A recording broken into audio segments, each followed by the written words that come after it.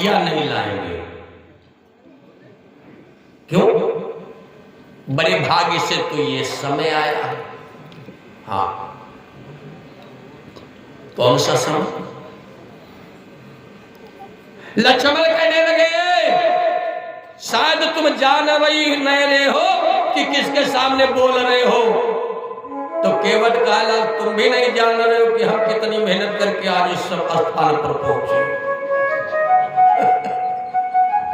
लक्ष्मण बोले आए क्या कह रहे हो? जिनसे तुम बात कर रहे हो ना उनको भगवान शंकर सब झुकाते हैं। तो केवट कहने लगा उनकी भाई कमी है इसलिए झुकाते हैं। लक्ष्मण कहने लगे यार उनकी कमी है? केवट कहने लगे और क्या? ये जो गंगा की धारा बह रही है ना ये भगवान विष्णु के अंगूठे से निकली है और शंकर जी की जटा में घूम करके फिर नीचे को आई है। तो वही तो सर झुकेगी करेंगे और हम काहे सर झुकावें? वह गंगा हमारे पैर के नीचे दिन भर रहते हैं। भाई नैया चलाते तो नदी नीचे हो नाव ऊपर है, हम नहीं डरेंगे। और सुनो केवट कहने लगा महाराज एक बात बताइए कि बरु तीर मारई लखन पे जब तक न पाई बखारी हो।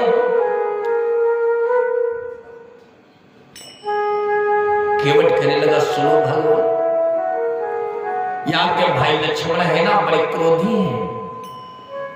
अगर इनको क्रोध आ जाए तो धनुष बाण उठा करके हमारा संहार कर दे कोई बात नहीं और संहार कर सकते हैं।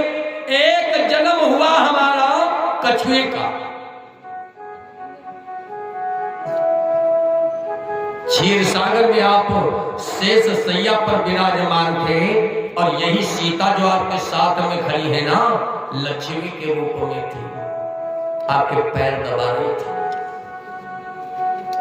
मैंने सोचा कि जीव का जन्म मिला है आपके चरणों का बंधन हो जाए स्पर्श हो जाए तो मोक्ष मिल जाए। पहुंचा यही लक्ष्मी हमें डरा करके भगा दी। मैंने सोचा कोई बात नहीं प्रभु के मुखमंडल के दर्शन हो जाएंगे तो मोक्ष मिल जाएगा। और जब आगे बढ़ करके गया आपके चेहरे के दर्शन करने के लिए तो जो लक्ष्मण खड़े हैं ना ये शेषा अवतार हैं, इन्होंने पुकार मारी और मेरा प्राण तो हो गया। कोई बात तो नहीं।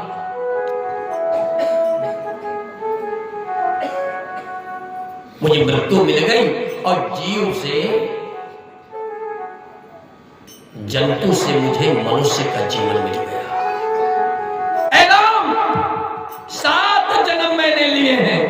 ये केवट 7 जन्म लेकर के भगवान के चरणों का बंधन करने के लिए आया। एक जन्म इसका हुआ वशिष्ठ के पुत्र मुचकुंद के रूप में, जो कुलगुरु थे। वशिष्ठ के पुत्र मुचकुंद के रूप में जन्म लेकर के यही कछुआ आया, केवट आया।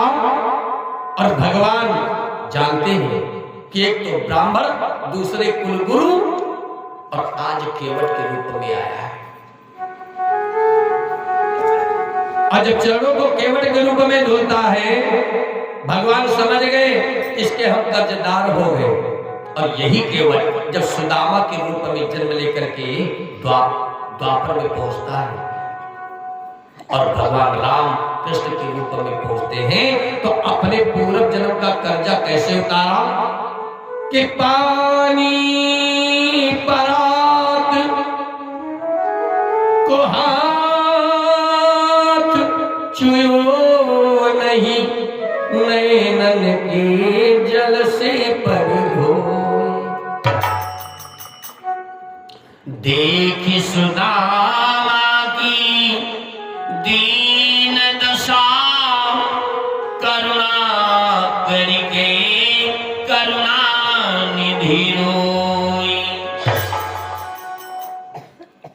भगवान अपने पूर्व जन्म के कर्जे को उतारने के लिए सुदामा के चरणों को अपनी आंखों के जल से धोया।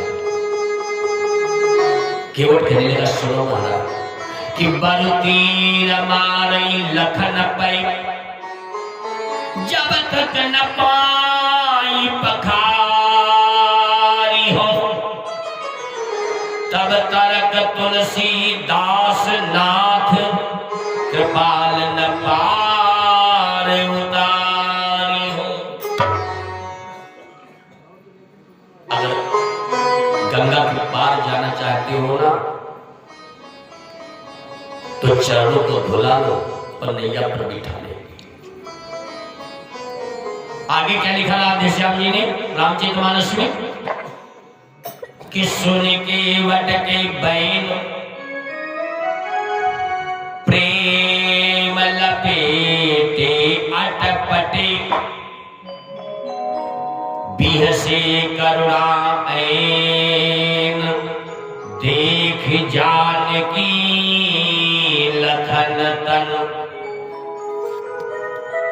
और ये हमारे सम्मानीय कमलेश चंद्र चौहान जी सिविल कोर्ट बाराबंकी की ओर से एडवोकेट आपकी ओर से भगवान के श्री चरणों में प्यारा होता है। भगवान आपका भंडार होते रहे। महाराज बिहसे करुणा आए, हमारी जानकारी जहां तक है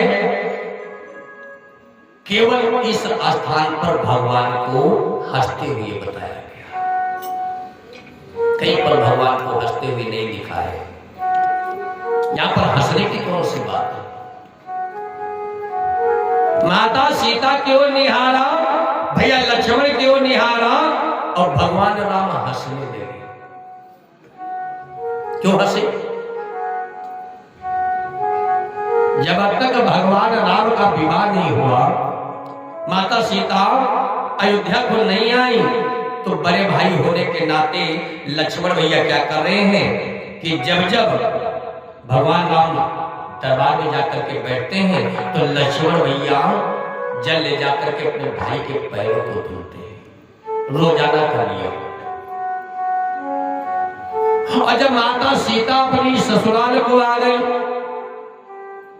भगवान राम दरबार में जाकर के बैठे और लक्ष्मण भैया रोजाना की तरह तसल्ली में जल लिया लेकर के पहुंच गए और पीछे से सीता पहुंच गई। लक्ष्मण भैया ने कहा, प्रभु पैर लाओ। सीता ने कहा, रुक जाओ। तो प्रभु राम से मैया सीता कहने लगी, स्वामी एक बात बताओ कि पति के चरणों को धुलने का अधिकार पत्नी को होता है या भाई का होता है? बताओ। लक्ष्मण भैया कहने लगे, भैया सही सही निर्णय करना, अभी तक आपके पैरों को हमने धुला है, बताओ अधिकार हमारा है या नहीं है? भगवान राम सोचेगा कि पत्नी का है, तो लक्ष्मण भैया कहे बड़े पत्नी वाले हो गए, ठीक है। और अगर कह दे कि भाई का है, तो सीता जी में कहे ज्वारा लाओ, बड़ी समस्या। बोला गुरु जी को बोला, भगवान श्री रामचंद्र महाराज ने कहा कि गुरु जी को बुलाओ और हमारे घर का निर्णय करें भाई। गुरुदेव आए, वशिष्ठ जी महाराज बोले, क्या बात है भगवान, क्यों याद की है, क्या बात है? तो लक्ष्मण ने कहा, गुरु जी एक बात बताओ, अभी तक मैंने अपने भैया के पैरों को धुला है, अधिकार हमारा है या नहीं है? गुरु जी ने कहा, बिल्कुल है। धोए पैर धो। सीता जी ने कहा, सुनो, एक पक्ष का आपने बात तो सुन लिया और निर्णय निकाल दिया, हमारी बात तो सुने ही ना। तो गुरु जी ने कहा, भाई तुम बताओ। कहा, महाराज एक बात बताओ कि पति के पैरों को धुलने का अधिकार पत्नी का होता है कि भाई का होता है? का पत्नी का होता है। भगवान राम के महाराज जब तक लाठी न चलवाए नहीं हो तब तक दम नहीं हो। अरे उनसे कहा तो पैर भाव, उनसे कहा तो पैर भाव। गुरु जी ने कहा, सुनो, बाया पैर सीता धोएंगी और दाहिना पैर लक्ष्मण। तब से 2 तसला पहुंचेगा।